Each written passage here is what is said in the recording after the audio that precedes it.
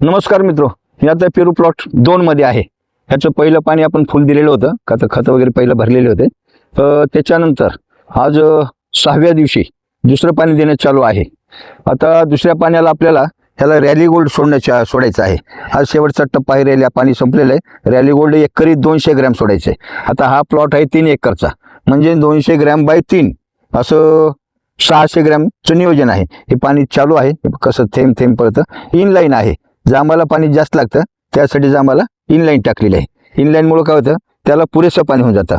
ऑनलाईनमध्ये पाण्याचे स्पॉट कमी होतात. फक्त ऑनलाईनचा वापर डाळिंबाला करा. पेरूला डाळिंबापेक्षा दुप्पट तिप्पट पाणी लागतं. बघा, पहिलं पाणी पोटभर दिल्यामुळं हे बघा 8 दिवसामध्ये लगेच फुटपुसून निघणं चालू आहे. अतिशय सुंदर फुटवे आले आहेत. ह्या सीझनमध्ये काय होतं, फुटवे 4थ्या पानात गेली की कळी आणि 5व्या पानात गेली कळी, अशी 4 कळ्या देतं.